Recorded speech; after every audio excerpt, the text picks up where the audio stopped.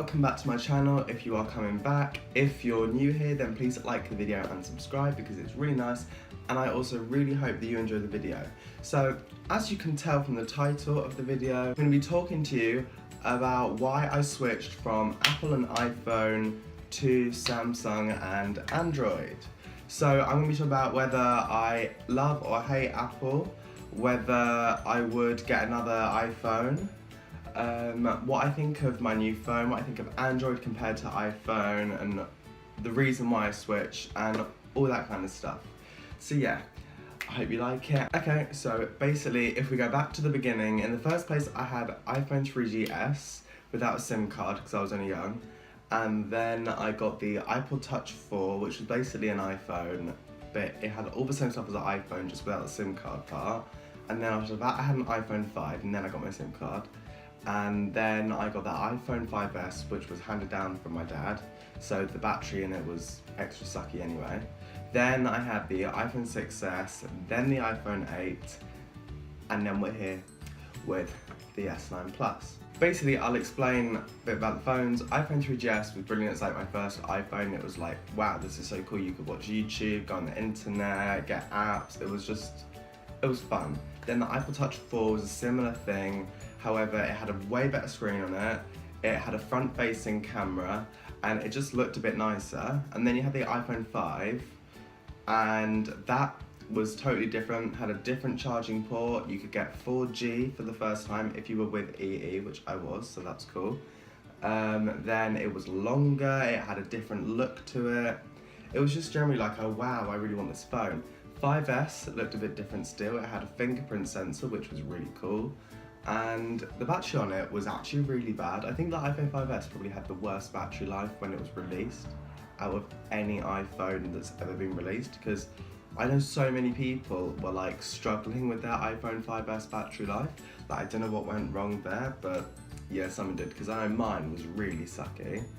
And then iPhone 6S came out, and I loved that. It was so different. It was like way bigger. It had a slightly different screen style and like curved edges. It had a way better camera, way faster. It had like 3D touch, and it had all these things on it that the iPhone 5S didn't.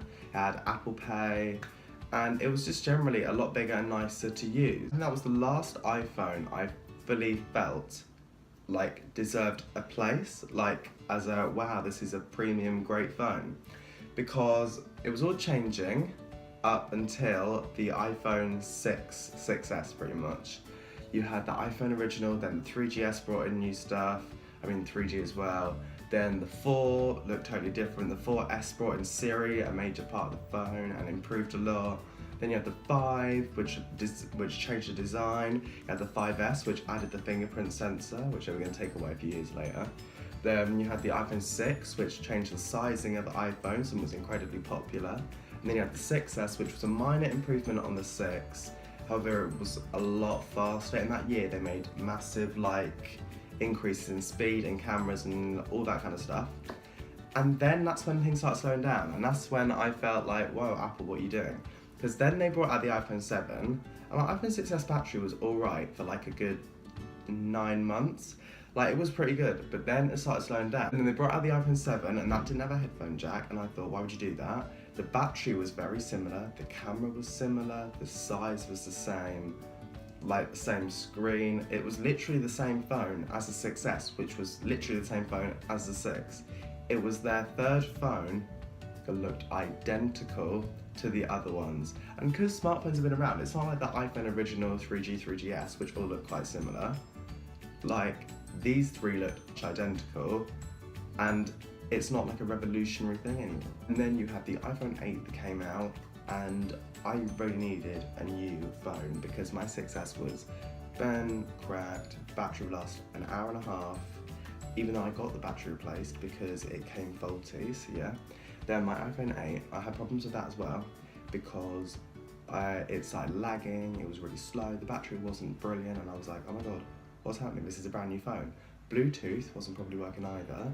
So I got them to run a diagnostics on it, and turns out that I had a faulty Bluetooth sensor on my iPhone 8. So I took it into Apple, and then they took it off me, and they were like, yeah, so you have to give us a week to process it, diagnose it, and then give you a replacement. and I was like, oh my god. So then in that week I used a Samsung Galaxy S8 because my dad had the S8 but his had an issue, so he got a second one on warranty, but then his one fixed itself, but they never asked for the second one back, or the first one back, so we just had a spare one lying around. It's my brother's phone now, but I used that for a week and I really liked it, I did, but I started to miss the home button, and I just didn't think Android was just up there yet. It was good, I think it was a bit better than the iPhone 8, but to make me switch it had to be a lot better, which is why I switched this year. So I had two iPhone 8s, both were sucky on the battery, sucky on the speed. At least the second one worked on Bluetooth, but that was it. And I was just not liking it. My iPhone 8 looked so stupid compared to so many people's phones. They had like Huawei P20 Pro with this massive screen, triple camera. You had the Samsung Galaxy Note 8 S9 Plus, which looked amazing. They were like these massive screened phones, they looked so cool, and my iPhone just looked old and crappy compared to them. So yeah, that's why I decided I was gonna sell my iPhone 8 because too much was going wrong in it. It didn't have enough stuff to keep me with Apple. I mean, yeah, I could have got the iPhone 10, but that would have been like £200-300 more. I like the notch, but I don't think I would have been able to like actually use it and be okay with it. Like, I just feel when I watched videos and stuff, it would get in the way. Like, I know normally it wouldn't get in the way and I'd be fine with it, but I know when I'd watch YouTube videos and there'd be this massive cutout, because the iPhone 10 notch is massive compared to any other phones. I know that's because they've got lots of technology in there, so don't give me hate, but like, it's a big cutout of the screen. Like, it's not good for watching video. So yeah, if you see the screen protector on my S9 Plus, it kind of goes up like that.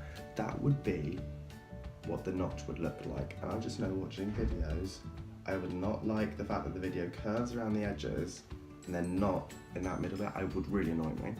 But yeah, so then I also switched because the iPhone 8 had a 1821 mAh battery, the iPhone 10 had 2716, and then the S9 Plus had 3500. Like, it was a massive jump in battery. And also the cameras on the S9 Plus were better than the iPhone 8. So many people also were complaining that the iPhone 10s weren't actually that good. And I was like, okay, well, I'm not going to pay £200 extra for a phone that's not even that good and that different. And I wanted to try something different as well.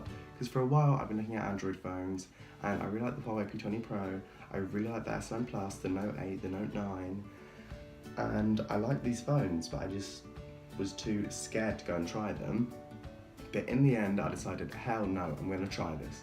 So I went out, got myself S9 Plus because I sold my iPhone 8, so that made up the price. It was all perfect, didn't cost me literally anything other than like cases and stuff. And then yeah, so that's why I switched. Do I hate Apple and their products? No, I do not. I think iPads are incredible. I've still got an iPad 2, like 2011 iPad, and it still works. It still gets app updates. It doesn't get like iOS updates, but it gets app updates. And yeah, so I can still Netflix, YouTube, like video call people. So yeah, that's good. That's what I use it for. And then I've also got a iMac from 2010. It's basically like a family one, but it's in my room because no one else uses it. And it still works. It gets like proper system updates, it gets app updates, and it does pretty much everything that the new ones can do. Even if it is a bit slower, it still doesn't take 10 years to turn on, and it doesn't take like ages to get the apps working. It does take a little while, but it doesn't take ages. And I don't know of any other computer that can last 10 years, still get updates, and still work like properly. So I think computers, the way to go is Apple. I think tablets, the way to go is also Apple. There's a new Galaxy Tab S4 out, I think it is, and that looked quite nice, but it's £600, and the new iPad is only £300. So I would go with the iPad, and also I know they last a long time, so I've had one forever. So yeah, I would get an iPad, I'd get a MacBook or an iMac, but it's just, I think phones now this year, Android has pulled ahead. Like, I like the S7 Edge, but I just didn't want to switch to it because it looked too much like the iPhone 8, and I was like, I want to try something else. However, it's also like the iPhone 8, and also it's only recently that I thought Android phones looked good enough and were good enough. because before I thought they were laggy, they were slow, they didn't look very nice, and I was like, no, I'm not going to do that, I'm going to stick with Apple. And also, a lot of people get into the iMessage, the FaceTime, the apps, the familiarity, they don't want to switch because it's simple. And also, it's really simple to get the iPhone 6, then switch to the iPhone 7, and then switch to whatever's coming out this year. It's easy, it's like stepping up, you know you're getting an upgrade. But that's where it goes wrong this year, because the iPhone 8 doesn't feel like an upgrade. If you came from a 5S, it would feel like an upgrade. However, I just think if you're coming from a 6, 6S or 7, it's not an upgrade. If you come from a 7, do not upgrade. If you come from a 6S that still works, don't upgrade. If you've got 6, then maybe upgrade for the speed, but also look at the iPhone 10 or the 8 Plus, because they're better phones. They've got more features and they're just generally a lot better. So yeah, that's why I've got my Samsung. I love it. I think my next phone, if we're going to talk about it, will probably be the Huawei P that comes out next year, because I really like the P20 Pro. I just didn't want my first Android phone to be one which a lot of people said the software can be quite confusing. I didn't want my first Android phone to be like, whoa, what am I doing, what am I doing, what am I doing? Like, I wanted to use something that I know I would like and that a lot of people use, so we get a lot of support and stuff. Which is why I got the S9 Plus, because it's also really nice and it was on offer in CEX, and it's this lovely coral blue colour. I like the twilight colour, the P20 Pro as well. So it was like Twilight P20 Pro, Coral Blue, Galaxy S9 Plus. What do I do? But yeah, I decided on this, and you'll notice that I've got a different case as well from my last video. At my last video I had this clear plasticky gel case with my black pop socket. However, I took that off because I ordered this one, this friend's phone case off of Amazon, and it's so nice.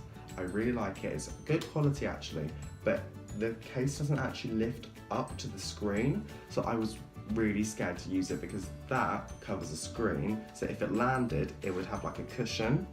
This doesn't, so that's why I got screen protector. But I think they put it on slightly wrong, because it's like more over on this side than that side. And also, the screen protector, it's either like lifted off the glass too much on this side, or it's thicker on this side or some shit. Because I have to press now really hard on this side of the phone to make it work, like to make it know that I'm trying to tap it, when this side is like, yeah, fine, whatever. And then this side's like, nah bitch. And it's only £10 anyway on a market stall outside the phone shop. So, you know, I can just go back to the other phone shop and maybe pay like, it was a bit more expensive, it's like £15 I think. But I might go there and try it, because at the end of the day, I'd rather spend like £25 on screen protectors than like £280 on fixing my screen. So yeah, I hope you enjoyed my video about why I switched to Samsung and Android and got this beautiful Galaxy S9 Plus. I love this phone, it's incredible and I say it all the time. But yeah, this marks the end of my why I switched from iPhone and Apple to Android and Samsung series. I really hope you enjoyed it. If you want to watch the other videos, I'll leave them in the description below. Any comments or anything, please leave them, I'll get back to you. And also, please like the video if you did enjoy it, and also please subscribe. It would be really nice for me. Thanks so much. See you again soon. Bye.